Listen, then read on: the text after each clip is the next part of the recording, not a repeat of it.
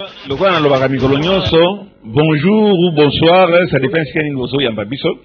Et le quoi on appelle ça Rabino P, Micolonioso, merci. Nandeng vous a permettre de biso pour un tokota, nakati, ya basalon nabino, et si ka bozolanda, Molière Télévision. Le quoi dans le baka l'air nyonso. Le quoi dans le baka l'air nyonso. Molière Télévision, ezali l'état T. Molière Télévision, ezali justice T. Molière Télévision ezali institution parallèle te oyoke motolia ke neko funda na esika esengela ke neko funda ya kamati to asote kuna to ayawa aye pana ke baloba likambo na ye awa tozali awa tozaka ba auxiliaire ya justice sur likambo ezali na kati ya justice tozanga kate to orienter batwana esika esengeli ke bakende et généralement, tout le monde a bref, je tiens à préciser que Tozali justice très, mon temps Moussou sera se retrouver, Tozali chaîne, Tozali repère cette information, Wana, Bakonzi Bayeba, Wana, population, Eyeba Makamoni Nezolika, l'environnement, Oyabiso, Tobé en proximité, voilà pourquoi Tondi Maka, et surtout sur Tomoni, comment injustice Ezali, to injustice ezali tozanga raté que to invité moto aloba likambo oyo ememiye na plateau ya Molière Télévision lelo tozana kamoko oyo eza kopesa mawa puisque batu mingi bazoye bate que soki bakonzi baponi yo pana yo pe ozala mokonzi ezali pana ke au servir bato yo baza pembeni na yo ou administrer bango malamu ezate yo mono za mokonzi lelo oza ministre oza général oza magistrat ke bati wana pana robanda o balobaka na lingala ko souffrir batu wana eza rôle na yo te soki mokonzi aponi yo ati yo na place na yo il faut ça le rendre surtout na en ce qui concerne la justice. Il faut rendre justice à Ndenge, mokonzi ya mboka, o ya poni yo, pe asengi yo, eza pa na kosala, musala na Ndenge esengeli. Ka oyo tozo ya mbalelo, interpellé ngai. Après avoir pris un peu sommairement connaissance, ya likamwango, yango wana, toyambi bapa lelo na Molière, papa tokobande pa na yo mbote okopesa biso kombo na yo papa bonsoir kombo na nani papa kombo na ngai papa Simon Nka papa Simon Nka na mono za oyeyo moko te nani aza na pembeni na yo oyo aza na pembeni na ngai eza madame mwasi na ngai nda aza pembeni na ngai d'accord à côté na je tiens à préciser awa wana tomonaki likambo ndenge eza okende. Nous avons souhaité à ce que Papa Nka na makambo ya koloba tellement ezali grave azala assister na un avocat. Avocat aza pembeni pona ne fût que akamata à défendre ameka ko défendre quand il y a Papa Nka quoique affaire toyibi ke eza na instruction là il ne peut pas kokota na kati il y a eloko eza na kati instruction mais puisque tomoni ba biso ba document mingi awa to yibite so eza légalement fait ou pas voilà pourquoi tokosenga na avocat azali wana a pesa biso kamwa éclaircissement en ce qui concerne problème oyo maître bonsoir papa Nembalemba maître nabengi yo pana papa oyo makambo aiko déclarer exactement grave de façon à ce que oki ko assister. Je ne sais pas si vous avez un commentaire. Oui, papa Nembalemba, kaka ndenge uti koloba, ezali pasi mingi na justice ya mboka na biso. Je pense que mokonzi ya mboka azali kosala nyonso parce que justice ezali cheval de bataille ya mboka na ya bakonzi ya mboka. Bazali ko insister butu moi pona makambo ya justice ya mboka na biso, mais biso tozali neti biso tozaba auxiliaire ya justice. Ba magistrat bazali na ba niveau nyonso bato bazo concourir na justice ya mboka na biso bazali mais soki baye kofunda likambo devant yo magistrat, devant yo OPJ. Magistrat azali na rôle kaka te ya ko instruire à charge, akoki pe ko instruire à décharge. To sala yango eza lokola procès d'intention te. Papa nka likambo o na ngolo bakani ne komeli yo likambo nini e komeli yo wana maître na kanisi wana to ke na lera ba conclusion. Papa nka yebisa biso na likambo nini oyo ememi yo lelo et pas ya papa Molière. D'abord oyo ko sala nini yawo na yawo papa na ngai na za mobola epa ya leta na kimeli kuna nazomona makambo oyo clair te nde yango wana naiko kimela epa ya papa Molière pour atalela ngai likambo oyo soki akoki koyeba ko intervenir yango na bakonzi oyo bazolanda biso bazolanda ngai tango nazoloba awa bayeba kosunga ngai likambo ekomeli ngai na fandi na komini ya Masina na avenue Nzazi numero 80 bis kuna na fandi na kati ya lopango toza 4 personnes ba locataire misato na bayerese na ngai moko de 4 personnes na butu ya le 7 janvier papa na ngai bayerese na ngai a monter kabale na ye kombo ya bayerese ya bayerese kombo na ye ni kantoma be kombo ya bayerese na ngai azana locataire mususu na kati ya lopango wani ya mwasi na bana na ye kombo na ye Pota Élysée Élysée azana bana ye bazaki camarade butu moyi kaka ponyinde kabula kabango sikoy ba monter kabale na bango ndenge ki motema mabe tia mikroningo yo parce que soki ofanya locataire omoni ke azo safelisa yote bengane na ndako na yo na malembe bisa kende ko lukesika mususu tikanda ko na ngai vide sikoy ya monter pièce na camarade na ye wana bakoseli mona na ngali kamboke aviole bana na bango ne papa nka 2 minutes ozana bana boni ngai nazana na bana 8 sikoy na tikali na 7 ndenge babomiseli ngai oyo nde ya liboso babomi ndenge tikali na bana 7 papa bon likambo nini ekomeli mwana na yo mama wana ye asali nini bon mama wana a monte kabale na ye koloba ke mwana na ngai a violé bana na ye mibale ya basi mwana yo kombo ni nani kombo na ye Daniel Mute Banka azana mbula boni azana 24 ans Daniel ngo violé mwana ya bayeresi bana mibale ya basi ya mibale ya basi ya nini moko ya 6 ans mususu ya 3 ans après sikoyo benga bongisa ki yango abengisi la police ya Pekine alobike na kolakisa bino force ya mbongo na connaissance oyo nazana yango mwana ya kokende na society yawo epa na biso te azokende na Ipekine parquet ya Gombe tia na koyoka komi na makala na kosefela makasi ya kufa ata kokufa na makala wana toko bana na likambo wana te papa banani bayokanga Daniel na ndako pe ezalaki nini ezalaki 23h la police ya Ipekine bato ya bengisaki yo neni no yebike eza la police ya Ipekine bango moko puisque azalaki na cousin na ye na cousin na ye moko wana afanda kana ye wana te mais ndenge ba montaji kuna bango azalaki na ye wana tina ba area 23h yenda azaki mwana bitinda ti wakati tango makambo ne salami babimi na ndenge na bango na bana wana nkamwa polyclinique ya pembeni bakayi kotelisa bango ndende kona ye wana la police wana ye la police nana bengi bango lobi nani bayerese na ngai nika abengi nga bengi la police ya Ipekine ye na 23h na 23h donc basali nini pas Daniel bamemi ye mbala moko bakaye batie ye na jeep na bango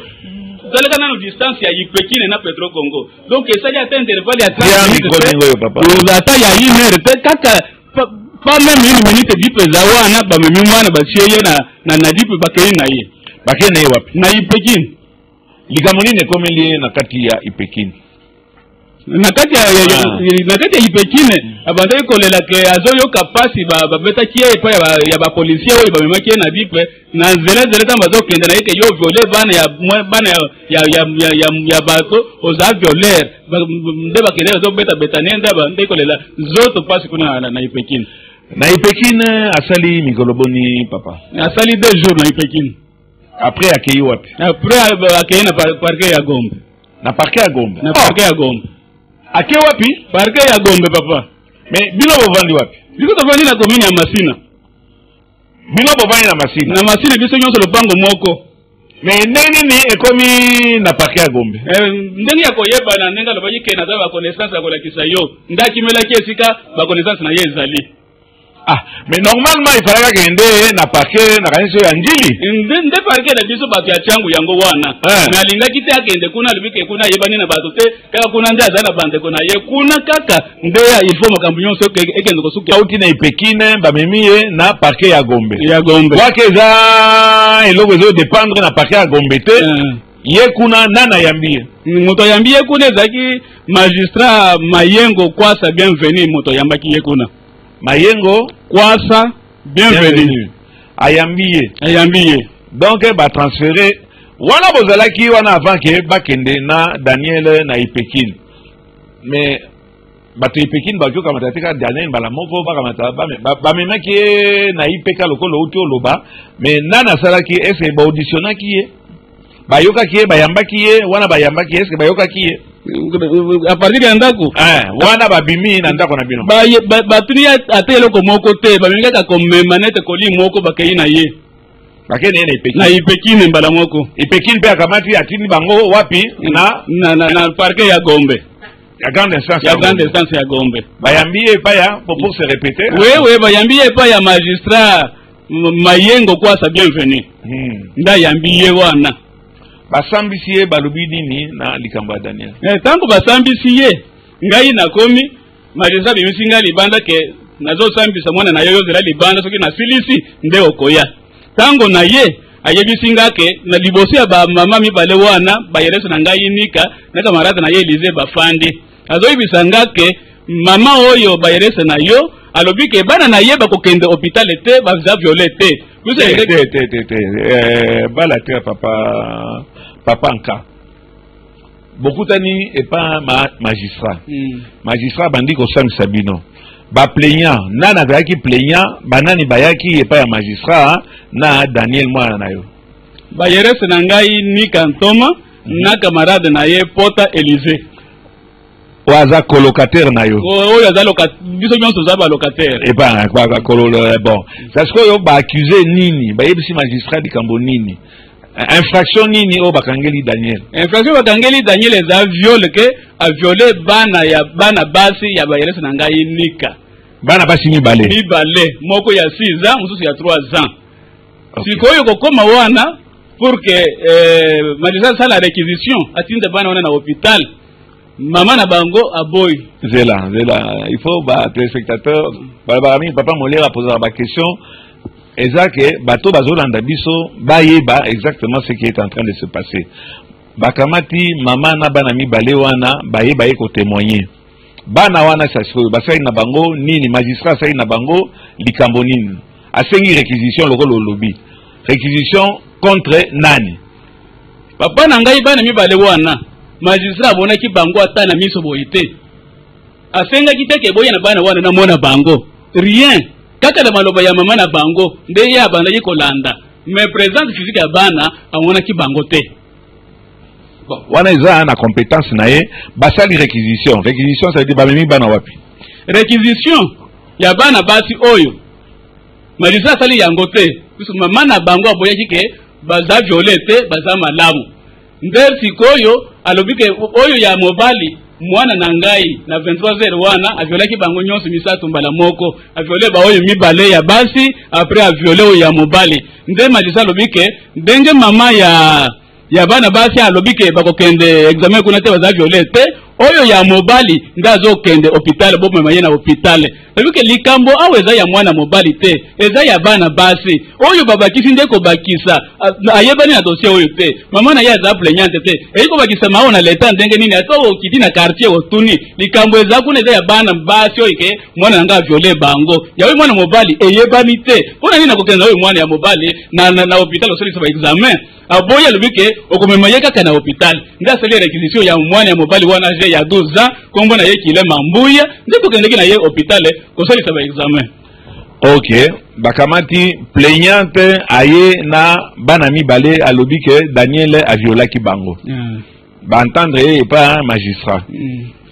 et puis après un certain moment baye lisusu na mwana mobali oyo ya nani ya Pota Elize Yaza voisine nayo. Yaza voisine nangai. Balebi isusu eza bana mibale ya basi wana te. Ekomi na mwana mobali. Na mwana mobali. Mwana mobali ya âge. Il y a 12 ans. Il y a 12 ans. Yebe balobi ke ba viola kiye. Ba viola kiye. Donc tokomi na bayeres na colocataire na yo ekomi batu mibale o ba accuser yo na mwana yo na mwana Daniel ke ba viola ki bango nyoso misato. Basengi réquisition. Réquisition ou les basenga ya batu nyoso misato. Basali réquisition kaka nani? Ya mwana ya mobali ye moko kilema mbu ya 12 ans. Mwana 12 ans. Il y a 12 ans. OK. Na l'air wana Daniel azawapi. Na l'air wana Daniel azana azalaki na sur place na parquet. Asani Migobeo na parquet. Bon, si je ne me trompe pas, ça fait 3 jours na parquet. Après 3 jours baké na yo. Na prison ya Makala. Donc wana bino ozozi la station résultat. Un résultat bima. Il y a médecin légiste. Likamonini et combien entre temps. Est-ce que vous avez résultat ngo? Papa, bon, résultat yango, tozwaki yango te,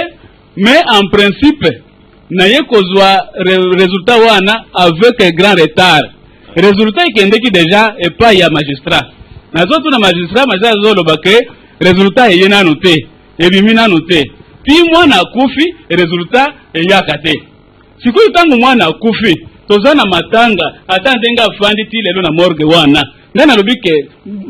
ndenge mwana akufi siko ngapenda kufanda kimya te il faut na yeba sikoyo resultat ya munganga elobi nini mwana na ngai réellement violaki mwana ya mobali oyo ou bien violaki yete ndena kayiko landela donc nazo landela nazo senga magistrat resultat wana par insistance ngai moko tatana ya mwana nazo senga yangu par insistance nda yiko yibisa ngake rapport ya munganga yaki resultat bimaki eza négatif.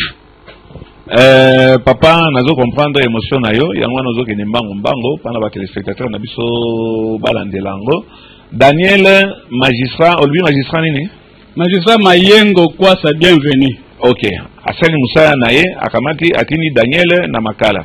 Entre-temps asengi expertise ya médecin. Boye kozwa expertise ya médecin tuza nangwa wa yango na senga ike ba assister yo na avocat. Maître pa nazongisa zongela yo namoni awa eza bien sûr eloko ezali en cours d'instruction donc nakotia yo penza ma à l'est ezali kaka pana otika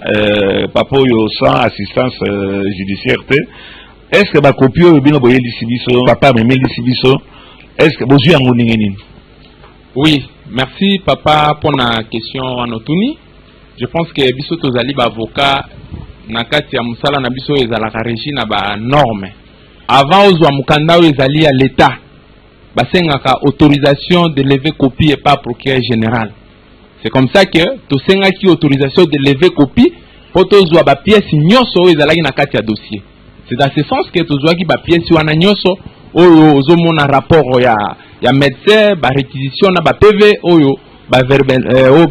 tunaki ba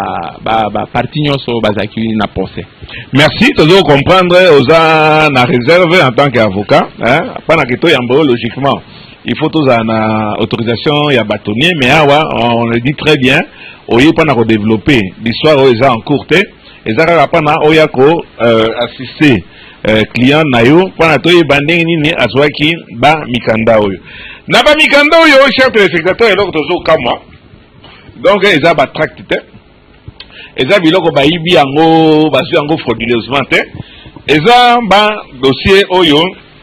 avec l'autorisation. Il y a procureur et comment qui et pas ya papa ya Daniel. Tozali komona wa ke na PV oyo bantandaki Daniel plaignante ezali ba RS oyo ayiko se plaindre à lobi ba violer bana basi na ye mibale. Il a été entendu, la maman a été entendue. Na bana na ye ayaki na bango kuna, je crois que c'est ce que papa yebisi ngai ba entendre bango mais ba yo kama lisusu ba bi non ils lisusu bana bi balé wana te et pourtant la plainte est là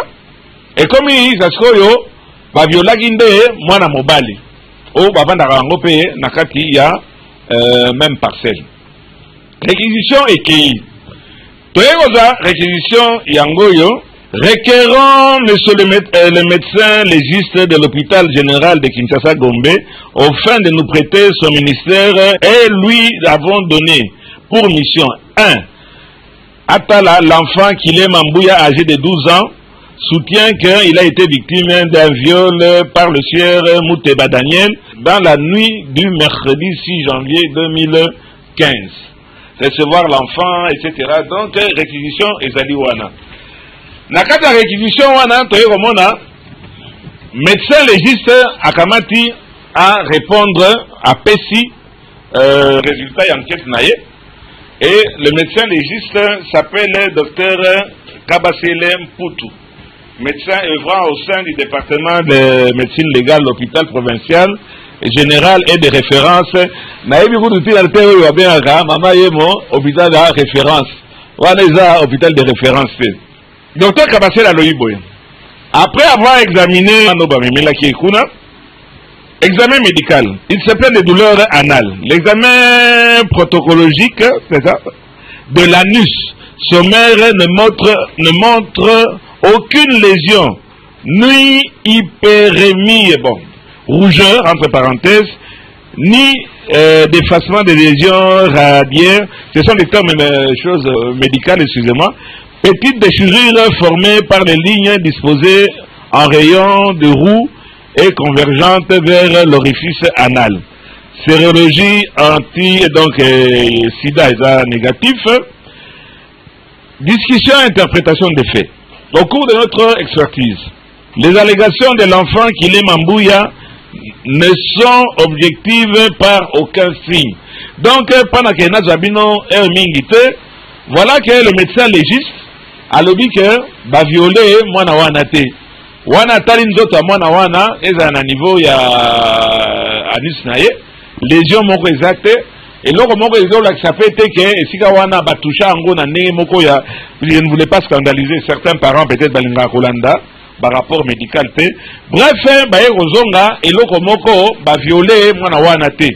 O toza kwa système ikolo yo moto aye il suffit ka lobby ke ba viola kingai. Ale bakamati moto bakangiye. Papa, moi na yo aye wana bimaki pa na yo. Abelaki te d'ailleurs azalaka na maladie fete santé na ye mobimba. Parce que yo eloko nini azawa pe akoti makala mais ozolo basaso makambo ya sana. Bikambo nini entre makala esika batindaki na sana. Bon, bikambo ya makala na sana kuna batindaki ye tango bakangaki ye papa babetaki mwana makasi. Biso tokanisi ke soki bakangi mwana otie na maboko ya ba policier aza sécurisé mais comme le contraire la justice ya biso ya lelo soki bakangi mutu akomi soki ngulu soki nyoka ko beta ye na ndenge ya kosala na ndenge balingi ko nyata ko sala nini ndenge na ndenge yango ne we memi mwana na liwa mwana na sana ayeko kufa mwana sasiko ya ayeko kufa mwana zali wapi présentement wa tozo présentement mwana za na morgue ya sana esika akufelaki. Et likamonini pana ke okunda ye papanka papa naza mobola naza na leloko te yo eko permettre que na kunda mwana bakonzi ya mboka bazolanda ngai awa oya motema malamu asunga ngai pour que na bibisa mwana na ngai nakende kokunda ye ngai naza na makoki te ya kokende kokunda mwana wana soki bato bakoselaki ye lokuta ya kolobeka viole bana na viole bana bazo a charge bapesa nga mbongo ya kobimisa bembe nakende kokunda bakonzi ya mboka nyonso bazolanda ngai scénario ya viole ekomi nde commerce epai ya bato soki kaka bamemi yango boye viole moto azobetela moninga bule mpona kofaire souffrir ye naza na eloko te nakosala songolo makambo pour que bakodedomage ngai na ba $50,000 boye na boye nasuba baavion bamituka banini batrain tout ça neti bayeresela ngai ntango azolela bakodedomage bana na ngai na $10,000 c'est que nde préparation na ye yango wana azali deja na mutu na ye pour que nadedomage ye azwa mbongo ya kosumba soki baavion soki nini oyo aza nango na posa na motema na ye. Bongo yo sasko yo papanka yo osengi nini na leta kwaki oto lobango kama tozongela ngo pana tobandoke na suka émission na biso mwana azalaki na maladie te yo moko lobi ke babetaki ye kobeta wana ba lésion wana ikosalema na kati ya makala et na makala sana mais et ça combien de jours avant qu'il ba memeye na sana akomi na sana ndenge nini puisque yo lobaki azaki na makala azalaki na makala bien sûr Bon tango ko beta oyo ba beta kiye wana ebete ko pesa ye pasi na nzoto azo ka madame pe nde aleli tango ba memi ye sikoyo na ka mwa centre na bango ya muke ya kati ya prison ba monique moyen ya ko bomba ye wana za grave nde sikoyo ba transférer ye kuna na sana tango ba transférer ye kuna na sana donc nde cha liona ye mobimba nde yango wana asali mikolo boni avant ya kufa entre wana ke na sana asali mikolo boni bon kuna na sana soki asali mikolo ebeli feza la 5 jours ou 6 jours comme ça 5 jours. Oui, 5 jours. Après 5 jours, moi na azai ko bela te ake okufa na kati ya makati. Ake okufa na sanatorium. Na sana. Chers téléspectateurs, bino moko boza kolanda. Na lingati ya avocat mal à l'aise puisque ye moko alobaki azali musala na bango ekopesa ye te ke a commenter likambo ekomeli client na ye. Azali kaka wana puisque tosenga ike client azala ye moko te. Mais voilà que nangai ko tuna ye problème o etali l'objet en cours te donc nding baza construire dans likambango nango tuna kaka maître mais comment ça se fait que cliente nayo ou ba client nayo baza bato ya esika nini olobi baza bato ya masina likambo yo eko koma na Gombe. Ça n'a rien à voir avec l'objet, comment est-ce qu'on dit, l'instruction en cours. Toujours parler à pas le problème, il y a juridiction. Est-ce que Motuya Masina, Akio Kamata, Baké ne juger na Gombe? Merci beaucoup pour la question. Je pense que il faut te éclairer opinion. Parce que nous allons citer Mutuna Mutaza censé aille baba droit nae. Ce n'est pas pour rien bâtir la police de proximité. Ce n'est pas pour rien bâtir ba parquet. Selon ressort moko donné, donc ndenge tozalaka awa boy batu o bazali na changu liboso tozalaka na parquet Njili tozui commune Njili, commune Masina, commune Maluku, commune ti Bansele. À un certain moment tozui ba parquet général parquet secondaire ya Kinkole et Kobima ezui bandi ko s'occuper na Maluku na Nsele. On a procureur Guilherme ou on a payé mbote awa nazaki pe précaution ya Robenga procureur o ya Njili pona koyeba ke makambeleki na machine eza na ressort ya nani eza na ressort o ya ye en tant que procureur ya Njili ou bien eza na ressort o ya Gombe et pas un procureur o pe na pesi ba salutation respectueuse. Comment est-ce que dossier est longwe na ressort ya Njili bake ko juger yango na Gombe? Donc le roi papa aux autres on dirait que et ça likambo moko ya cop mais on a ngo tie mal à l'aise vis-à-vis à bâtonner na yo. Mais comment est-ce que bango baza ko dépendre na baza na ressort ya nani? En réalité bango baza na ressort ya parquet à grande essence ya Kinshasa Njili parce que ezalana Baires ezalana papa Simon client na ngai ezalana mama o mususu wana colocataire na yo wana bango nyonso tu bafandi na Njili. Incident pe salami wapi? Incident salami na lupango wana bango bafandi na Njili. Curieusement, ce n'est même pas la police la plus proche. Incident salami na 23h. Dans moins de 5 minutes, Jeep ya ipeki nekiti wana. Donc na lingi okota ba détail te et puis je comprends que bino nyonso bozali sous l'émotion mais kaka problème ya ressort ici nous parlons droit et ça problème est au côté na kati ya likambo yote. Est-ce que moto oyo infraction et salami na masina est-ce que likambo yo ekomi na Gombe ndenge? En tout cas eko koma na Gombe te comme bango nyonso bafani na masina soki par mégarde ou par exemple infraction ne salemaki na neti bakoto yo tout ça parquet à Gombe roza compétent ya ko se saisir na yango parce que wana to bengi siko lié à commission ya infraction mais na kana bango eza bongote na batu bango nyonso bafani na masina na infraction et salemi na masina alors c'est le parquet ya Njili ya grande instance ya Kinshasa Njili ndeza compétent pour na reconnaître dans le dossier oyo nyonso ezoleka na ressort Masina Njili tout ça comme na utiko nini mais ce qui dossier qui na Gombe par quel miracle par quelle magie to éviter bon il faut éviter mais papa alobi que ba RS na ye azaki na azana relation na batu ya Gombe Yangwana ils se sont arrangés pendant au kamata dossier ibati nango na Gombe et sika na kati ya instruction mwana wana ayeko kufa. Je ne sais pas papa est-ce que confirmer likambo na kazinde likambo yo komelia. Likambo ezandenge wana papa ezali likambo ya connaissance na force ya mbongo yango wana ndeye ko bamelanga mwana kusi bango ba décida kike ba komema yesika mususu te kake esika bazana ba connaissance na bango mwana koyoka ndaba ba memaki mwana wana directement ndenge bakendela iwana ipekine Gombe pour que ma kanisa na bango eko kisama. Merci papa. Est-ce que oza na likambo suka ya kobakisa concernant liwa ya mwana yo Daniel oyo ba tolo ba koselier puisque bon réquisition angwana ebimi quoi que affaire ango tozo ibateni ni ze olobi oza mobola yangwana ozoko ko kunda mwana osika sikoyo te. Est-ce que bosengi autopsie de façon à ce que toyeba Daniel akufeli nini puisque olobi bien que wana babimaki na kati ya lopango wana incident wana esalamaki il était en bonne santé. Bon papa nasengaki autopsie tango nasengi autopsie bayibisinga ke soki osengi autopsie il faut yo moko famille papa ya mwana ozwa charge nga naza mobola sikwe mbongo ya kozwa pour que na salisa mwana autopsie elingaki ebima wapi ndenge nazangaki makoki wana nde bambomaki ye kaka afandi na morgue ndenge afandi wana kweli loba muzura kujiko bakisa mwana tango akomi alagoni mwana alobike papa kokufa nazo kufa awa eza règlement de compte mama bayerese wana alingaki ngai na yeto bima lokola mwasi na mobali ndengai na boyaki tangu na boyi ayebisinga ke yo boyi okomona na kosimbisa yo touche ndebo ayiko botela ngama kamboyo ngana kufeli ya oyo ngana yebikina te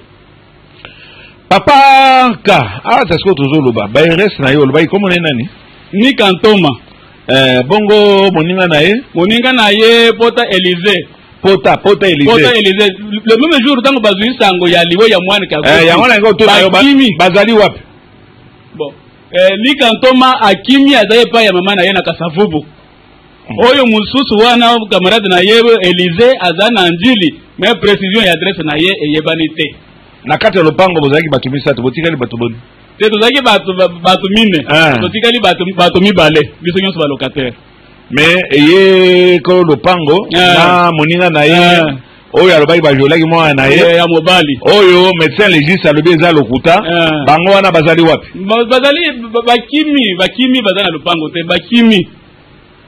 mama namoni okitisi mutu olingo bakisa likambo nini papa mi bwana biso pamba bwana biso asali eloko te baumira ka pamba bakosile makambo ya lokuta balobike mwana na biso aviole bana na bango toke epa ya munganga réponse ebimi négative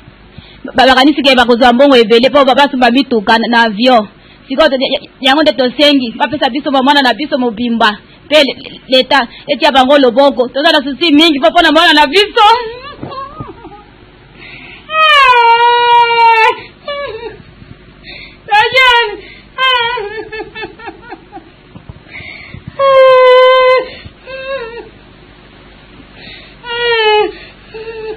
Ok, maman, on se reprendre, comme moi. Papa, il va se faire. Papa, mon enfant, il est côté.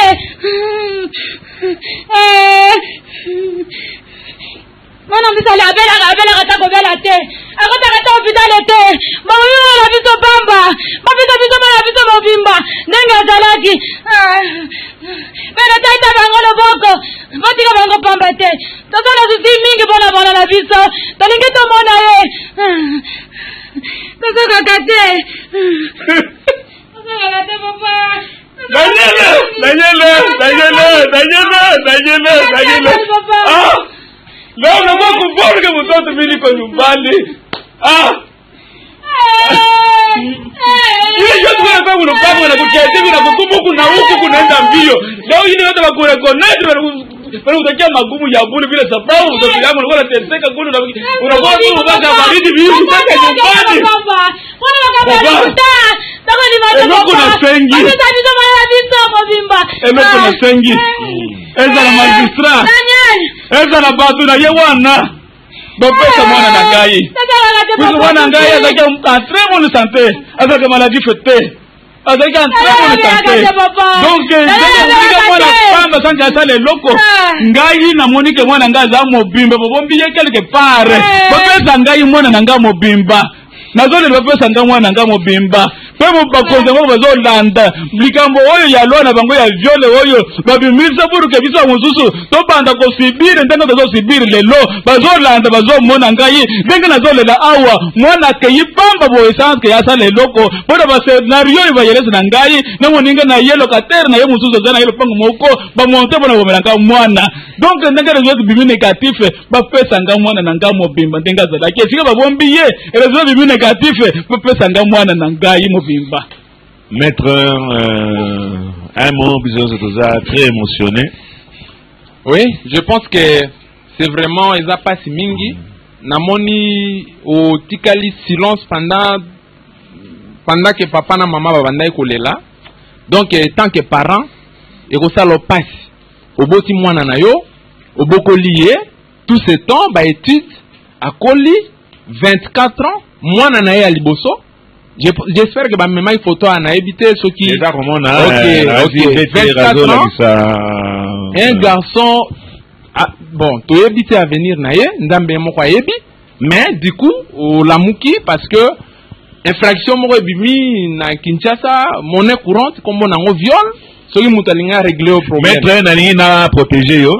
sous l'émotion, besoin zoza ngate émotion na ozela tozo landela likamango. J'espère dans l'action Moussa Nayote, j'espère qu'on va saisir Bakonzi, on va saisir procureur de la République, on va saisir maman procureur, on va dossier on est comme nini alors que Bino Bozali Batouya, procureur Yanjili, voilà avec ce genre d'abus. Oyo papa azako le alobi ezakop entre Bayeres na yende Bayebani na bafundi bangone bafundi procureur nani magistrat oyo ya tribunal de grande instance ya la Gombe likamwana ekomi nini nani avandela ki dossier wana eko memate mwana makala sana mwana uti okufa na ingo sala ba commentaire mingi te ngai moko nakanisi naza sous émotion eloko wana basala kango sous émotion te nasali musala oyo ya ngai nasali musalo yo papa oyo nde ende na mwasi na ye na famille na ye baza pembeni awa baye papa mole tala likambo moya kufunda magistrat ezate awa bafundaka magistrat te bafundaka officier te bafundaka bakonzi te et babola ye moko amileli mobola eza émission ya enquête magazine baya koluka biso lisusu les pouces sur la tête pana to salisaka justement babola baya koluba likambo yo batelengani na ebembe wana ezati lelo ezaka na kati ya morgue papanka en tout cas beaucoup de courage et condoléances maman akanga motema na kanisi bakonzo bazolanda biso bakotika likambo ite bakolandela ngo toyeba que si l'année vraiment eloko nini eyo ekomaki que ba perdre kabakata ya mwana mobali ndengo wana puisque beaucoup de gens ba mafia ezali mingi à tous les niveaux. Il y a la police, il y a la magistrature, il y a naebi bazoka na Molière, bazoka na pana ke bakanga pour la simple et unique raison ya libre. Lokola tozo yamba babolo yo papa anka kamata opesi na mbongo bonia wale oye eloko te papa naza mobole eloko nini nakopesa papa naza na eloko te napesi yo pia te eloko moko te donc oyeko senga nini nayeko senga kaka likambo oyo bakonzi balanda yango ye bakosunga ngai ndenge balandaka ba information na tango ozopanza sango ndenge moto azoya kolela epa na yo. Ok, cher téléspectateur nakanisi tozolandela yango tozanga te tomeka koma soutenir bandeko yo papa yo na likamo ezeli ye o na ndenge tolobaka à bientôt et surtout à vous. Daniel ah on va kuvoir que mtoto mimi kwa nyumbani ile yote kwa unapanga na kuchezea na kukumbuka kuna huku kunaenda mbio leo hii watu wakule connect Pero utakia magumu ya bure bila sababu utakilango unakuwa unateseka kule unakuwa tu unataka baridi vile unataka nyumbani baba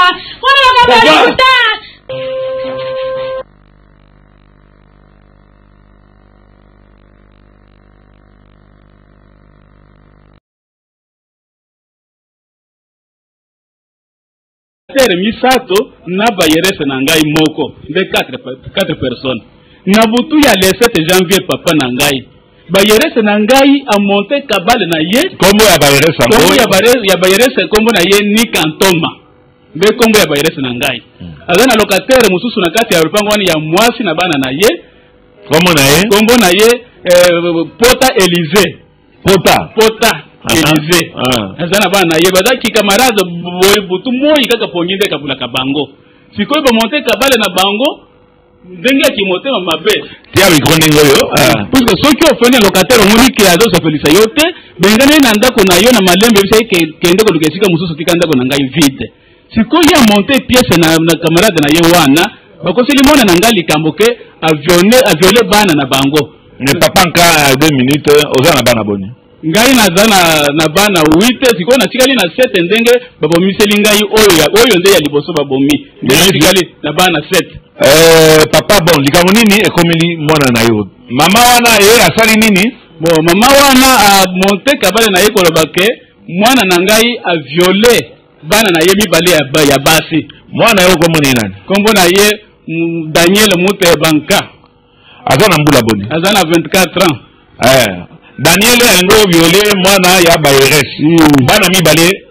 ya basi ya mibale ya basi ya âge nini moko ya 6 ans mususu ya 3 ans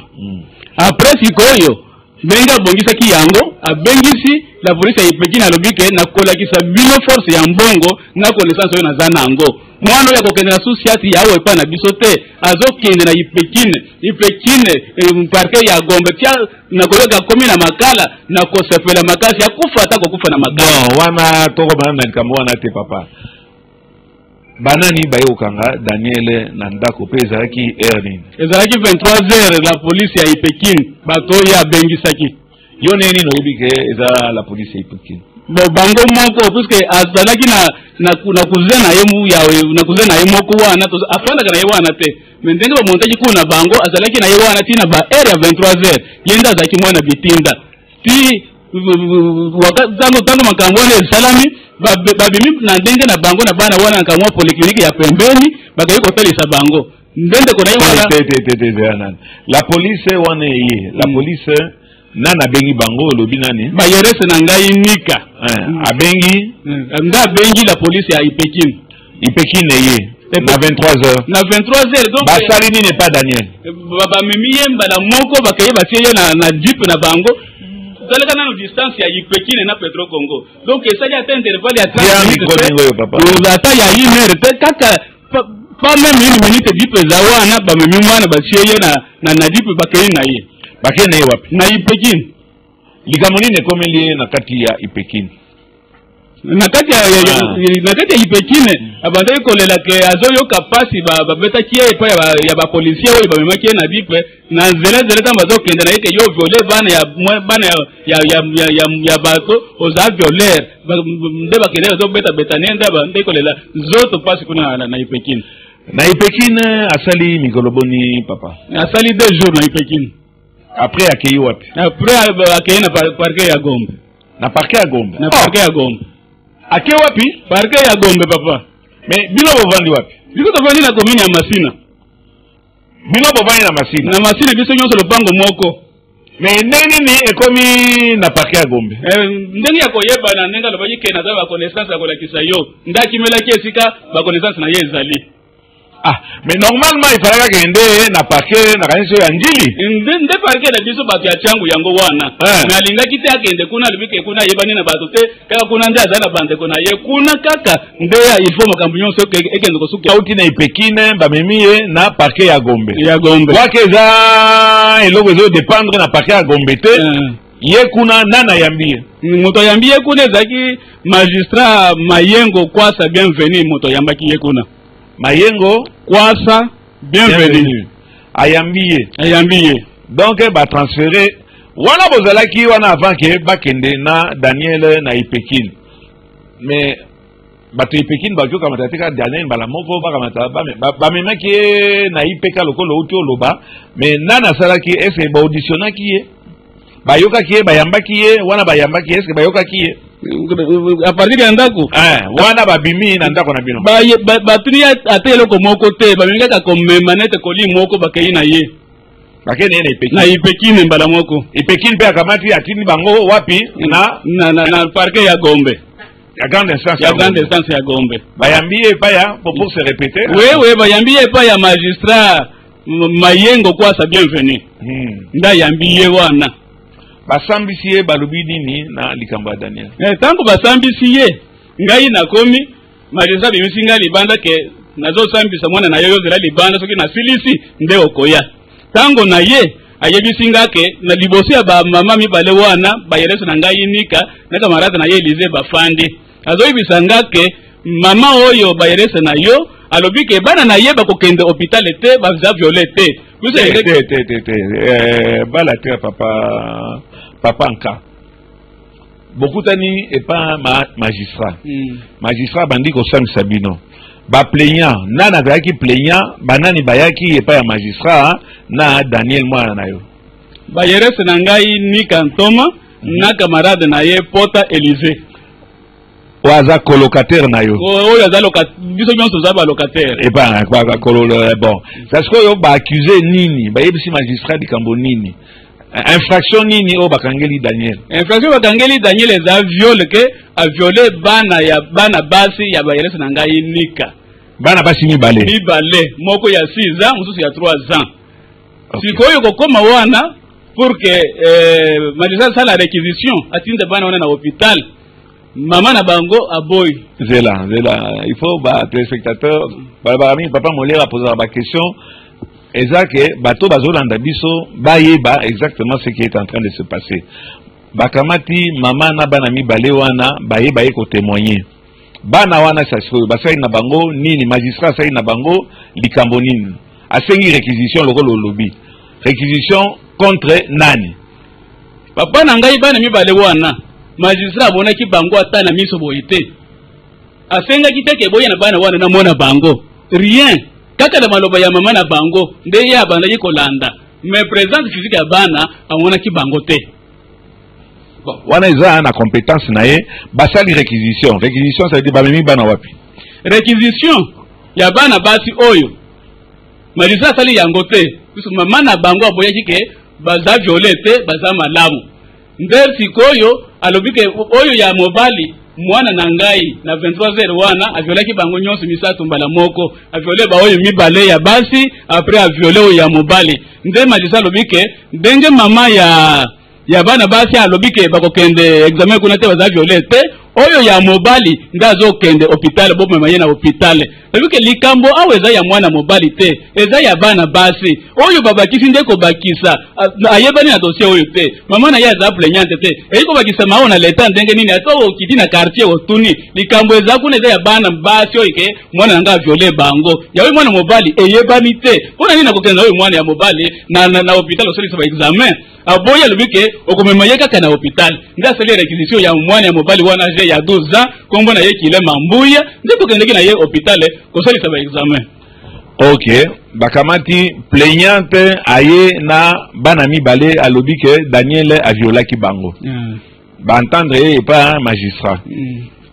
et puis après un certain moment baye lisusu na mwana mobali oyo ya nani ya Pota Elize ye aza voisine na yo aza voisine na ngai balobi lisusu eza bana mibale ya basi wana te ekomi na mwana mobali mwana mobali ya âge ya 12 ans ya 12 ans ye pe balobi ke baviolaki ye donc tokomi na bayeres na colocataire na yo ekomi bato mibale oyo baaccuse yo na mwana na yo Daniel ke baviolaki bango nyonso misatu basengi réquisition réquisition ule basenga ya bato nyonso misato basali réquisition kaka ya nani ya mwana ya mobali ye moko kilema mbu ya 12 ans mwana 12 ans ya 12 ans ok na lere wana Daniel aza wapi na lere wana Daniel aza na azalaki na sur place na parquet asali migobeli na parquet bon si je ne me trompe pas sali 3 jours na parquet après 3 jours bakeye na ye na prison ya Makala donc wana bino ozozela saso résultat ebima ya médecin légiste likambo nini ekomi entre temps est ce que bozwaki résultat yango papa bon résultat yango tozwaki yango te, mais en principe naye kozwa résultat wana avec un grand retard. Résultat ikendeki déjà epai ya magistrat. Nazotu na magistrat zoloba ke résultat eye nanu te, ebimi nanu te. Pi mwana akufi résultat eyaka te. Sikoyo tangu mwana akufi toza na matanga ata ndenga afandi ti lelo na morgue wana. Ngana lobike ndenge mwana akufi sikoyo ngapena kufanda kimya te. Il faut na yeba sikoyo résultat ya munganga elobi nini. Mwana na ngai réellement violaki mwana ya mobali oyo ou bien violaki yete. Ndena kayiko landela. Dans nazo landela nazo senga magistrat résultat wana par insistance ngai moko tatana ya mwana. Nazo senga yangu par insistance ngai yeko yibisa ngake rapport ya munganga yaki résultat bimaki eza négatif. Papa nazo comprendre émotion na yo yango nazo ke mbango pana ba téléspectateur na biso balandelango. Daniel magistrat olbi magistrat nini? Magistrat Mayengo kwa sa bienvenue. Ok, asali musaya na ye akamati atini Daniel na makala. Entre temps asengi expertise ya médecin. Boye kozwa expertise ya médecin toza na ngwawa yango na senga ike ba assister yo na avocat. Maître pa na zongela yo namoni awa eza bien sûr eloko ezali en cours d'instruction. Donc na kotia o penza ma à l'est. Ezalika panotika papa yo sans assistance judiciaire te. Est-ce que ba copie yo bino boye lisibiso papa meme lisibiso est-ce que bozu yango ningeni? Oui, merci papa pour la question anotuni. Je pense que biso tozali ba avocat na kati ya musala na biso ezalaka régi na ba norme. Avant ozwa mukanda ezali à l'état. Basengaka autorisation de lever copie et pas procureur général. C'est comme ça que tosenga ki autorisation de lever copie pour tozwa ba pièce nyonso ezalaki na kati ya dossier. C'est dans ce sens que tozwa ki ba pièce wana nyonso oyo ozomona rapport ya médecin ba réquisition na ba PV oyo ba verbal ba tunaki ba parti nyonso bazaki na procès. Merci, tozo comprendre oza na réserve en tant qu'avocat, hein, pas na keto yambo logiquement. Il faut tous une autorisation ya bâtonnier, mais on le dit très bien, on y pas développer l'histoire où ils en cours et ça va pas na oyako assister client na yo pana to yebandeng ni azwaki ba mikanda oyo. Na ba mikanda oyo chef téléspectateur eloko tozo kama. Donc ils a ba tract te. Ils a biloko ba ibi yango basu yango frauduleusement te. Ils a ba dossier oyo avec l'autorisation. Il y a procureur et comment qui et pas il y a papa il y a Daniel. Tozali komona wa ke na PV oyo bantandaki Daniel plaignante ezali ba RS oyo ko se plaindre à lobby ba violer bana basi na ye mi balé. Il a été entendu, la maman a été entendue. Na bana na ye ayaki na bango kuna, je crois que c'est ce que papa yebisi ngai ba entendre bango. Mais bah yo kama lisusu bah dit non ils lisusu wana bi balé wana te et pourtant la plainte est là et comme il ça se yo ba violaki nde mwana mobali o babanda bango pe na kati ya même parcelle réquisition ekei toyekoza réquisition yango yo requérant monsieur le médecin légiste de l'hôpital général de Kinshasa Gombe au fin de nous prêter son ministère et lui avons donné pour mission 1. Atala l'enfant qu'il est.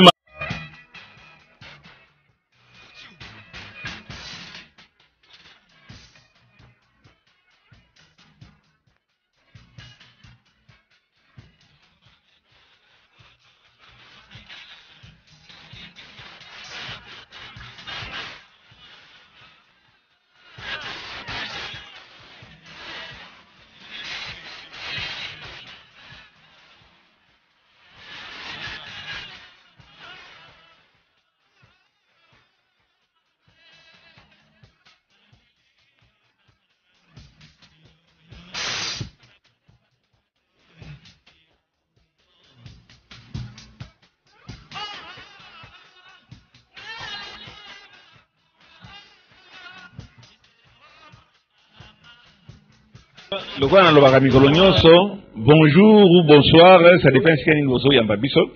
et le quoi on appelle ça rabino pe mikolonion so merci na ndenge oza ko permettre biso pa na tokota na kati ya basalon na bino esika bozolanda Molière Télévision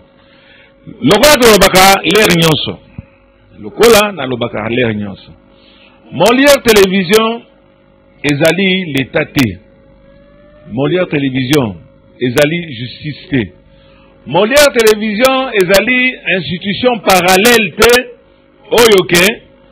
motolia kene kofunda na esika esengela kene kofunda ya kamati to asote kuna to ayawa aye pana ke baloba likambo na ye awa tozali awa tozaka ba auxiliaire ya justice soki likambo ezali na kati ya justice tozanga te to orienter batuana esika esengeli ke bakende et généralement tout le monde a rarement mususu pe balingo zonga awa bref je tiens à préciser que tozali justice très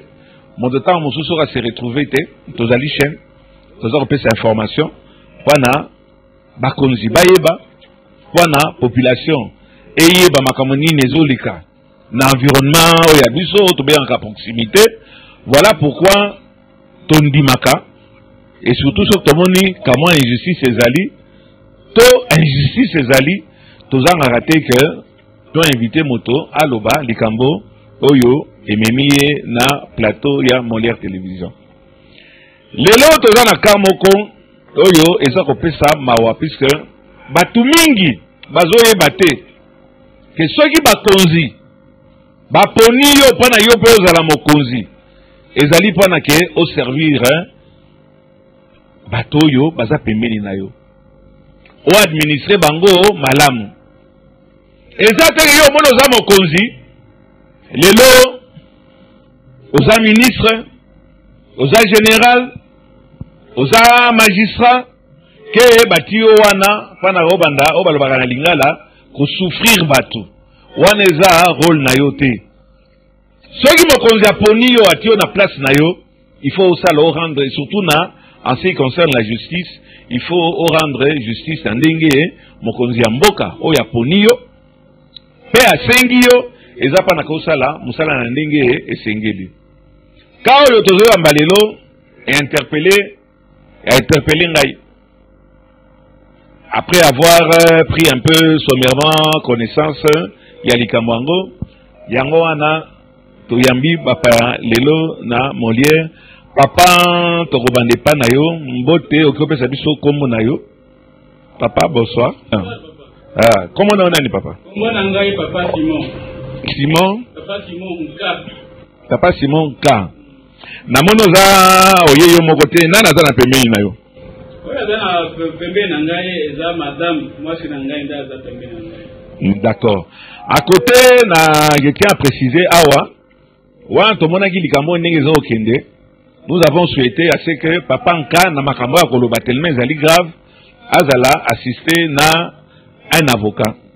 avocat aza pembeni pona ne fût que akamata à défendre à meka ko défendre quand il y a papa Nka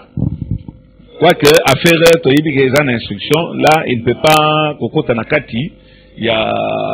eloko eza na kati instruction mais puisque tomoni ba yeli biso ba document mingi awa to yibite so eza légalement fait ou pas voilà pourquoi tokosenga na avocat azali wana a pesa biso kamwa éclaircissement en ce qui concerne problème oyo maître bonsoir papa Nembalemba maître nabengi yo pana papa oyo makambo aiko déclarer eza tellement grave de façon à ce que oki ko assister je ne sais pas si vous avez comment commentaire moi koloba na likambo wana oui papa Nembalemba kaka ndenge uti koloba ezali pasi mingi na justice ya mboka na biso je pense que mokonzi ya mboka azali kosala nyonso parce que justice ezali cheval de bataille ya mboka na ya bakonzi ya mboka bazali ko insister butu moi pona makambo ya justice ya mboka na biso mais biso tozali neti biso toza ba auxiliaire ya justice ba magistrat bazali na ba niveau nyonso bato bazo concourir na justice ya mboka na biso bazali mais soki baye kofunda likambo devant yo magistrat devant yo OPJ magistrat azali na rôle kaka te ya instruire à charge, akoki pe ko instruire à décharge. Tout ça la yango eza lokola procès d'intention te. Papa nka likambo o nangolo bakani ne komelio likambo nini e komelio wana maître na kanisi wana to ke na lera ba conclusion. Papa nka yebisa biso na likambo nini oyo ememio lelo et pas ya papa Molière. D'abord oye ko sala nini yawo na yawo papa na ngai naza mobola epa ya leta na kimeli kuna nazomona makambo oyo clair te nde yango wana naiko kimela epa ya papa Molière pour atalela nga likambo oyo soki akoki koyeba ko intervenir yango na bakonzi oyo bazolanda biso bazolanda ngai tango nazoloba awa bayeba kosunga ngai likambo ekomeli ngai na fandi na komini ya Masina na avenue Nzazi numéro 80 bis kuno na fandi na kati ya lopango toza 4 personnes. Mbouya, âgé de 12 ans, soutient qu'il a été victime d'un viol par le sieur Mouteba Daniel dans la nuit du mercredi 6 janvier 2015. Recevoir l'enfant, etc. Donc, réquisition ezali wana. Nakata réquisition wana, toye komona, médecin légiste akamati à répondre à Pessi, résultat d'enquête naye. Et le médecin légiste s'appelle Dr Kabasele Mpoutou, médecin œuvrant au sein du département de médecine légale de l'hôpital provincial général et de référence. Naïbi Koudouti Alte ou bien Mama Yemo, hôpital de référence. Waneza, hôpital de référence. Dr Kabasele Aloïboy. Après avoir examiné examen médical, il se plaint de douleurs anales. L'examen protocologique, c'est ça, de l'anus sommaire ne montre aucune lésion, ni hyperémie, bon, rougeur, entre parenthèses, ni d'effacement des lésions radiaires. Ce sont des termes, choses médicales, excusez-moi. Petite déchirure formée par les lignes disposées en rayon de roue et convergente vers l'orifice anal. Sérologie sida est négatif.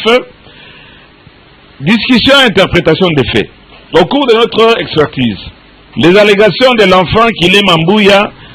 ne sont objectives par aucun signe. Donc, pendant que nous avons voilà que le médecin légiste a lobby que va violer mwana wana te. Wana tali nzoto mwana wana eza na niveau ya anus naye lésion moko exacte et loko moko ezola que ça fait que esika wana batusha ngo na ndenge moko ya je ne voulais pas scandaliser certains parents peut-être balinga kolanda par rapport médical te bref baye kozonga et loko moko ba violer mwana wana te o toza kwa système ikoloyo moto aye il suffit ka lobi ke ba viola kingai ale bakamati moto bakangiye papa mwana yo aye wana bimaki pa na yo abelaki te d'ailleurs azalaka na maladie fete santé na ye mobimba parce que yo eloko nini azawa pe akoti makala mais ozolo basasio makambo ya sana bikambo nini entre makala isika batindaki ye na sana bon likambo ya makala na sana kuna batindaki ye tango bakangaki ye papa babetaki mwana makasi biso tokanisi ke soki bakangi mwana tie na maboko ya ba policier aza sécurisé mais comme le contraire la justice biso ya lelo soki bakangi mutu akomi soki ngulu soki nyoka ko beta ye na ndenge ya kosala na ndenge balingi ko nyata ko sala nini ndenge na ndenge yango ne weme mwana na liwa mwana na sana ayeko kufa mwana sasiko ya ayeko kufa mwana zali wapi présentement wa tozo présentement mwana za na morgue ya sana esika akufelaki likambo nini mpona ke okunda ye papanka papa naza mobola naza na eloko te oyo ekopermettre ke nakunda mwana bakonzi ya mboka bazolanda ngai awa oyo ya motema malamu asunga ngai pour ke nabimisa mwana na ngai nakende kokunda ye ngai naza na makoki te ya kokende kokunda mwana wana soki bato oyo bakoselaki ye lokuta ya kolobeka viole bana aviole bana bazwa charge bapesa nga mbongo ya kobimisa bembe nakende kokunda bakonzi ya mboka nyonso bazolanda ngai scénario ya viole ekomi nde commerce epai ya bato soki kaka bamemi yango boye viole moto azobetela moninga bule mpona kofere sofire ye naza na eloko te nakosala songolo makambo pour ke bakodedomage ngai na ba $50,000 boye na boye nasuba baavion bamituka banini batrain tout ça neti bayeresela ngai ntango azolobake bakodedomage bana na ngai na $10,000 c'est que nde préparation na ye yango wana azali deja na mutu na ye pour ke nadedomage ye azwa mbongo ya kosumba soki baavion soki nini oyo azali nango na posa na motema na ye. Bongo yo sasko yo papanka yo osengi nini na leta kwaki oto lobango kamwa tozongela ngo pana tobandoke na suka émission na biso mwana azalaki na maladie te yo moko lobi ke babetaki ye kobeta wana ba lésion wana ekosalema na kati ya makala na makala sana mais esalaki combien de jours avant que bamemeye na sana akomi na sana ndenge nini puisque yo lobaki azalaki na makala azalaki na makala bien sûr bon tango kobeta oyo babetaki ye wana ebekei kopesa ye pasi na nzoto azoyoka malamu te nde aleli tango bamemi ye sikoyo na kamwa centre na bango ya moke ya kati ya prison bamoni ke moyen ya kobomba ye wana eza te eza grave nde sikoyo batransfere ye kuna na sana tango batransfere ye kuna na sana donc nde kaka liwo na ye mobimba nde yango wana asali mikolo boni avant ya kufa entre wana ake na sana asali mikolo boni bon kuna na sana soki asali mikolo ebeli fo ezala 5 jours ou 6 jours comme ça 5 jours. Oui, 5 jours. Après 5 jours, moi na azai ko bela te ake okufa na kati ya makala. Ake okufa na sanatorium. Na sana. Chers téléspectateurs, bino moko boza kolanda. Na lingati ya avocat mal à l'aise puisque ye moko alobaki azali musala na bango ekopesa ye te ke a commenter likambo ekomeli client na ye.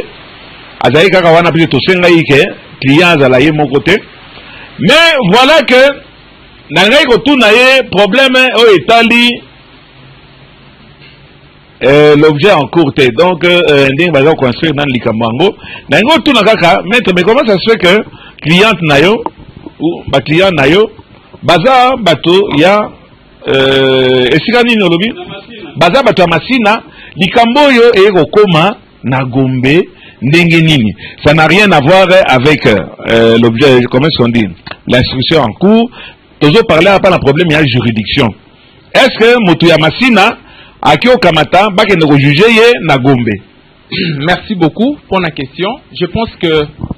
il faut éclairer l'opinion parce que nous allons citer Motu na Motu censé aille baba droit nae.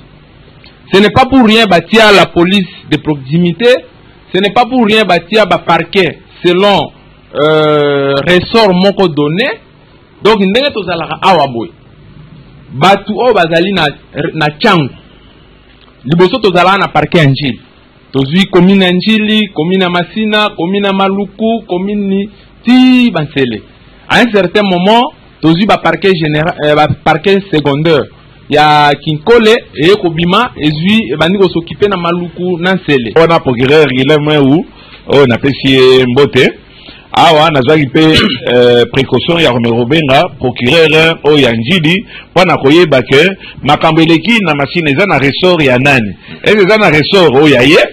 en tant que procureur ya Njili ou bien eza na ressort o ya Gombe et pas un procureur o pe na pesi ba salutation respectueuse. Comment est-ce que dossier elongwe na ressort ya Njili bake ko juger yango na Gombe? Donc le roi papa ozo loba on dirait que eza likamo moko ya cop mais on a ngoti mal à l'aise vis-à-vis à bâtonner na yo. Mais comment est-ce que bango baza ko dépendre na baza na ressort ya nani? En réalité bango baza na ressort ya parquet à grande essence ya Kinshasa Njili parce que ezala na Bayres ezala na papa Simon client na ngai ezala na mama o mususu wana colocataire na yo wana bango nyonso tu bafandi na Njili. Incident pe salami wapi? Incident salami na lupango wana bango bafandi na Njili. Curieusement,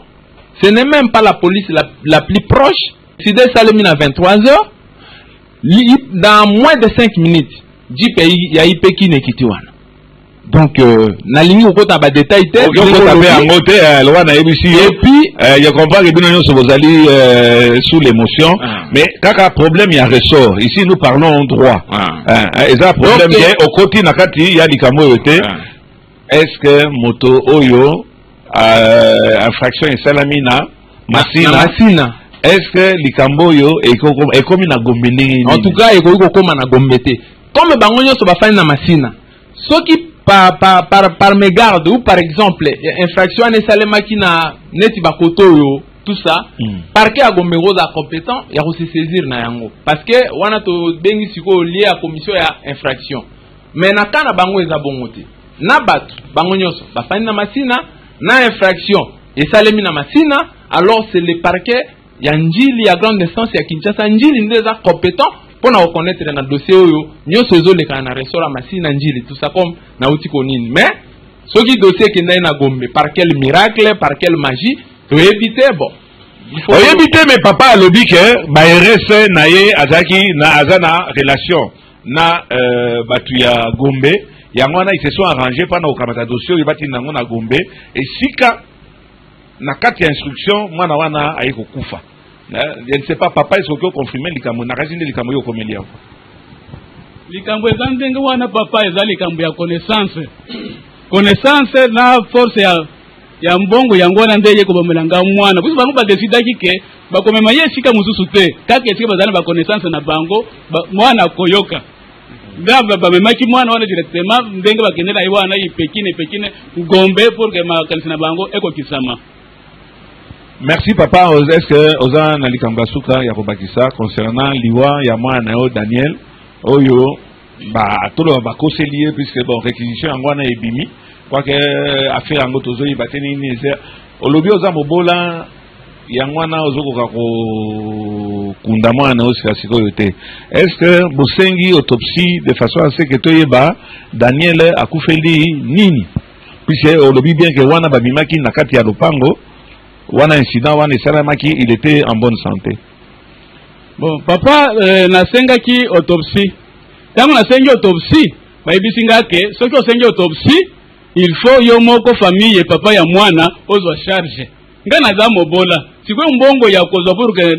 nasalisa mwana autopsie elingaki ebima wapi ndenge nazangaki makoki wana nde bambomaki ye kaka afandi na morgue ndenge afandi wana kweli loba muzo kujiko bakisa mwana tango akomi alagoni mwana alobike papa ko kufa nazo kufa awa eza règlement de compte mama ba yerese wana alingaki ngai na yeto bima lokola mwasi na mobali ndengai na boyaki tango na boyi ayebisinga ke yo boyi okomona na kosimbisa yo touche ndebo ayiko botela ngama kamboyo ngana kufeli ya oyo ngana yebikina te. Papa ka c'est ce que tu veux ba RS na yo ba comme nani ni kantoma bongo moninga na ye pota Élysée pota Élysée le même jour tango bazui sango ya liwe ya mwana ka yango na ngo to na yo bazali wapi bon ni kantoma akimi azaye pa ya mama na ye na Kasavubu oyo mususu wana camarade na ye Élysée azana njili mais précision ya adresse na ye eyebani te na kati ya lopango bozaki batumisa to botikali batuboni te tozaki batu mine totikali batu mibale biso nyonso ba locataire mais eye ko lopango na moninga na ye oyo alobaki bajolaki mwana na ye ya mobali oyo médecin légiste alobi eza lokuta bango wana bazali wapi bazali bakimi bazali na lopango te bakimi. Mama namoni okitisi mutu olingo bakisa likambo nini papa mi bwana biso pamba bwana biso asali eloko te baumira ka pamba bakosile makambo ya lokuta balobike mwana na biso aviole bwana na bango toke epai ya munganga réponse ebimi négative bakanisi ke bakozwa mbongo ebele po basumba mituka na avion siko yango nde tosengi bapesa biso mwana na biso mobimba pe leta etia bango loboko tozala susi mingi po na mwana na biso.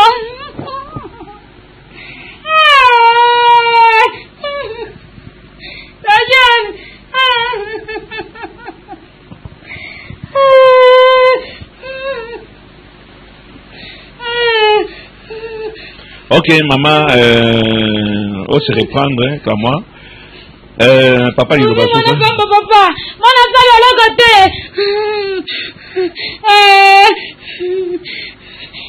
mwana misali abelaka ta kobela te akotaka ta hôpital te bamomi na biso pamba bapita biso bana biso mobimba ndenge azalaki